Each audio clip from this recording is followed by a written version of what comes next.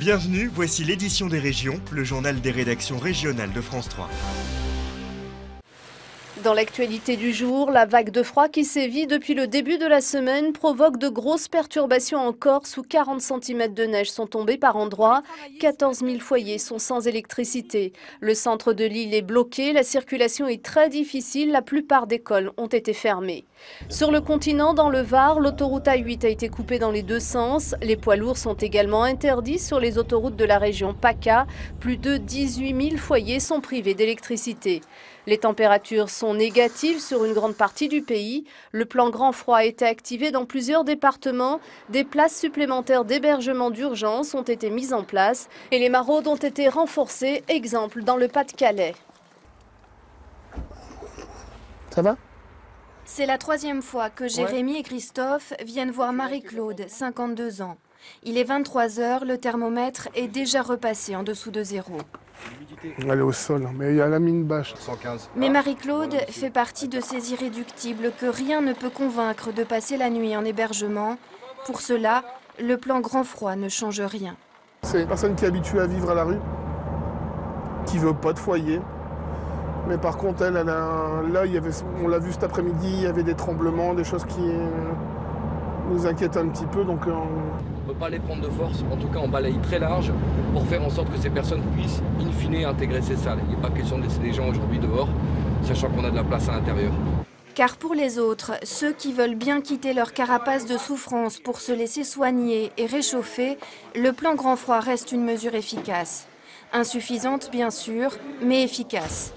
Quelques places de plus dans les lieux d'accueil pour commencer. Dédé vit depuis 15 ans sous une tente et le froid, il connaît. C'est les orteils le pire. Les orteils ils brûlent. Il faut savoir enlever ses chaussures quand tu vas te coucher. Même s'il gèle, il faut enlever les chaussures. Parce qu'au matin, tu n'arrives pas à mettre tes chaussures. Tu as les pieds gelés. Des repas chauds, des lits, des couvertures, une enveloppe de 150 000 € supplémentaires, c'est important. Mais cette année, cela paraît dérisoire face aux besoins. C'est la première fois d'expérience qu'on commence l'hiver sans avoir aucune place de disponible nulle part et avoir des listes d'attente pour des secteurs d'urgence, c'est un peu incroyable. La crise est bel et bien là et ses victimes, c'est sur le terrain que les bénévoles les rencontrent. Des jeunes en formation, des personnes âgées avec une retraite dérisoire comme André, 78 ans, malade d'un cancer généralisé. Des femmes aussi, 3 fois plus de femmes qu'en 2010. Ça fait 2 mois. Je vis le froid en mal. La preuve, j'ai été hospitalisée et puis il y a beaucoup de choses qui ne vont pas. Dans certains foyers, les nuits sont difficiles sur fond d'alcool et de violence. Pour Pascal, André, Alain et les autres, c'est différent. Ils se connaissent bien et se respectent entre compagnons d'infortune. Oh, qu'on est bien. Ces nuits-là leur sont précieuses. De courts moments pour se reposer le corps et l'esprit avant d'affronter à nouveau l'hostilité de l'hiver. C'est dans ce contexte que la Fondation Abbé Pierre a publié son rapport annuel sur le mal logement dans notre pays. 700 000 personnes vivent en France sans logement personnel, dont 130 000 sans domicile fixe. Au total, plus de 3,5 millions de personnes sont non ou mal logées. Le mal logement s'invite dans la campagne présidentielle via Éric Cantona. Dans ce clip, l'ancien footballeur attire l'attention des politiques. C'est une satisfaction pour nous, la première étape qui était de faire parler du logement, de l'inclure comme thème de campagne. On y est arrivé et bon, c'est aussi parce que les Français disent c'est trop. Plus de 25% du budget des ménages partent dans le logement. La Fondation Abbé Pierre invite les candidats à la présidentielle à signer un contrat qui prévoit la construction de 500 000 logements par an.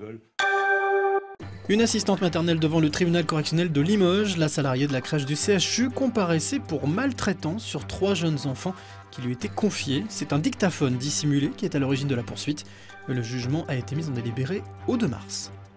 Comment prouver les maltraitances de la gardienne de son enfant quand il y a suspicion? Les parents de la petite Chloé ont choisi de déposer dans le sac à langer de leur bébé un dictaphone à déclenchement vocal. 3 heures d'enregistrement suffisent à ne plus douter de la violence de l'assistante maternelle. Cet enregistrement révèle que cette personne était réellement dépassée par les événements et avait recours à la violence pour pouvoir se faire respecter. Un choc pour les parents et pour ceux des 2 autres enfants qui découvrent en écoutant les extraits de cet enregistrement une autre personnalité de l'assistante maternelle.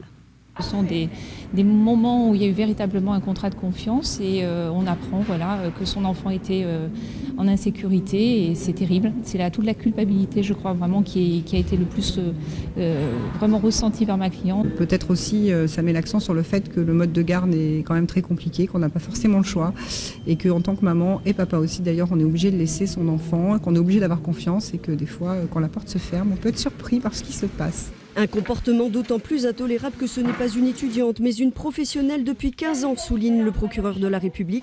Énervement ponctuel, rétorque l'avocat de la prévenue. Il y a des moments dans la journée où on peut être un peu plus énervé, un contexte familial difficile puisqu'elle est en pleine séparation, un contexte également au sein du CHU avec un décès d'un enfant chez une assistante maternelle qui fait qu'il y a un climat de suspicion également. Donc tout ça crée des tensions. Licenciée en décembre dernier, son agrément retiré, elle encourt 1 an de prison avec sursis et interdiction d'exercer tout métier de l'enfance. Nous sommes le 1er février, 32e jour de l'année, mais aussi premier jour des péages plus chers. Les sociétés d'autoroutes ont décidé d'augmenter leurs tarifs, une hausse d'un peu plus de 2,5%. Une augmentation supérieure au niveau de l'inflation et qui agace quelque peu les usagers. Illustration dans le Nord, sur l'autoroute Paris-Lille. C'est un geste qui coûte de plus en plus cher. Paris-Lille coûtera 40 centimes de plus. Ça me paraît très cher déjà. Après, la justification de ça, j'avoue que je la connais pas. Donc voilà, ça me surprend et je trouve que c'est déjà très cher. C'est pas bon pour le pouvoir d'achat. Maintenant, j'aimerais bien savoir à quoi ça va servir. Cette augmentation, c'est une tradition en France. Chaque année, les sociétés d'autoroutes augmentent leurs tarifs en fonction du taux d'inflation du pays. Mais face au chiffre d'affaires record de la SANEF, plus de 1,4 milliard d'euros en 2010, il est parfois difficile d'en comprendre les véritables raisons. Ces augmentations annuelles sont prévues dans les contrats de concession qui sont signés avec l'État. L'État vérifie chaque trajet, l'État vérifie l'ensemble des éléments que nous lui soumettons. Et avec cela, on a une augmentation moyenne de 2,31%. Quelques centimes de plus chaque année, c'est le budget voiture qui augmente, ce qui n'est pas du goût des associations d'automobilistes. Maintenant, ça va devenir un luxe parce que l'on sait que les automobilistes choisissent réellement en fonction du prix s'ils vont prendre une autoroute ou une route. C'est très énervant parce qu'on a toujours l'impression que c'est vraiment les automobilistes qui payent la majorité des taxes. On dit toujours les vaches à lait, etc. Mais c'est vraiment le cas maintenant. Mais ces grands axes ont aussi leurs effets positifs. Il y a 7 fois moins de morts sur les autoroutes que sur les routes nationales.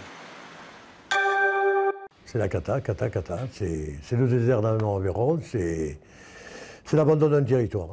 Coup dur pour l'économie aveyronnaise qui va perdre 170 emplois. La crise de 2008 et la concurrence étrangère ont eu raison de 2 entreprises du groupe Covel. Une catastrophe économique et sociale dans cette zone rurale qui ne veut pas figurer au rang des oubliés. Tout le monde s'est répandu dans la presse pour dire toutes les plus grosses conneries qu'on pouvait imaginer. Bon, mais à aucun moment on n'a pensé à l'emploi. Aucun moment. Aujourd'hui, on entend pleurer tout le monde, on va faire tout ce qu'il faut. Oui, il est un peu tard, je pense. Ces 2 entreprises mettront officiellement la clé sous la porte le 8 février prochain. Économie toujours, c'est une nouvelle page qui s'écrit pour les employés de World Tricot à Lure, en Haute-Saône. Après la mise aux enchères de l'atelier, le nouvel acquéreur vient de récupérer les clés. Il peut enfin commencer à travailler. C'est un moment que ces entrepreneurs bourguignons attendaient impatiemment. Celui de la remise officielle des clés du bâtiment qu'ils ont acheté aux enchères le 11 janvier. Ces chefs d'entreprise ont déboursé 400 000 € pour permettre à World Tricot Company de sortir enfin de la crise. C'est la fin d'une procédure, c'est la fin d'une étape, on va dire, et puis c'est le début d'une autre, et on va simplement espérer de tout cœur que le projet redémarre. Durant 30 ans, on s'est battu, nous, pour la même cause que Madame Coll, c'est-à-dire essayer, au-delà du travail, de maintenir un tissu social, et puis on croit aussi au lien des gens. Clé en main, direction l'atelier. C'est bon, maître Boer. Vous allez pouvoir venir alors.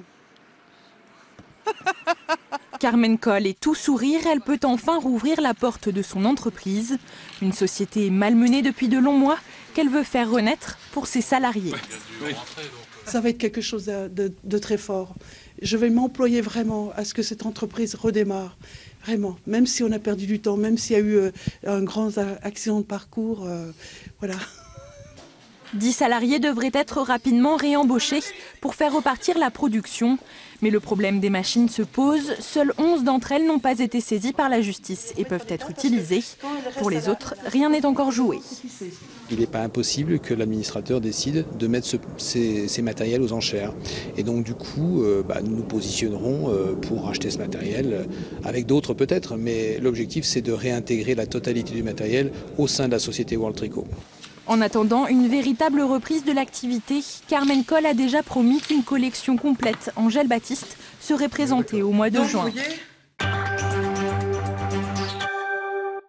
Imaginez courir le marathon de New York depuis votre salon et être visible dans le monde entier.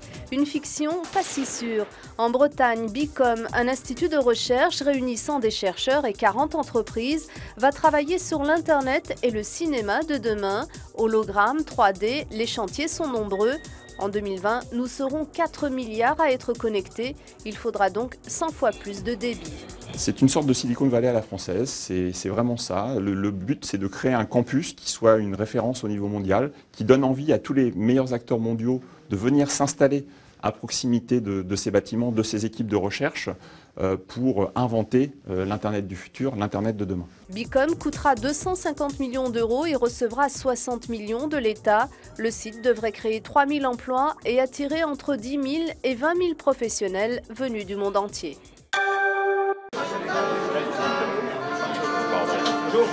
Le Piana a effectué sa traversée inaugurale entre Marseille et Bastia. Ce navire de la Méridionale est le plus grand cargo mixte en circulation sur la desserte de la Corse. Il peut transporter jusqu'à 750 passagers et 180 remorques. Un investissement qu'il va falloir maintenant amortir.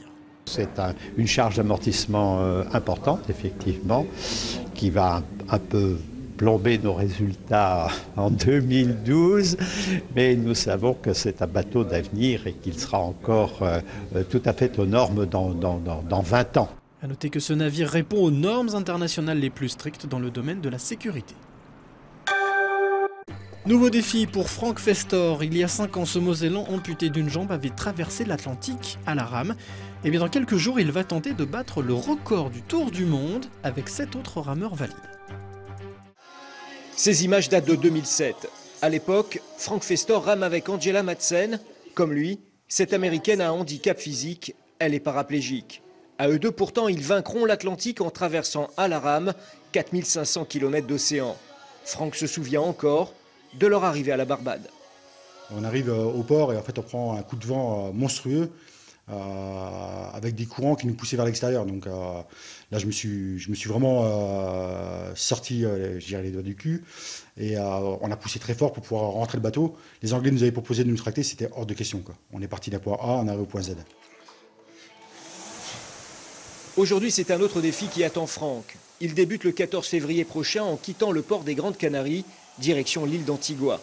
Là aussi, l'océan Atlantique se dressera sur sa route, mais cette fois, il sera accompagné de 7 autres rameurs. C'est Simon Chalk, le skipper anglais de cette aventure, qui lui a demandé de venir il y a tout juste 10 jours. Je suis très fier parce que c'est vrai que là, c'est un équipage de valides. Et en fait, dans cet équipage de valides, il n'y a qu'une seule personne handicapée, c'est moi. Donc en fait, ce qui prouve bien qu'eux, ils ont dépassé ce handicap. C'est aussi une reconnaissance. Gentillesse et combativité sont deux qualités qui sautent tout de suite aux yeux de ceux qui rencontrent Frank. Au Régates Messines, on confirme car on connaît bien ce bébé de 107 kg et son aptitude à relever le défi. Je pense qu'il a le mental déjà pour ça. C'est un battant. Je l'admire toujours pour son courage et tout ce qu'il a déjà entrepris depuis des années. 31 jours et 22 heures, c'est le temps du record actuel. Lorsqu'on demande à Frank ce qu'il souhaite trouver dans cette traversée avec ses coéquipiers, sa réponse... Un record. Tout simplement. Tout de suite, votre édition des initiatives.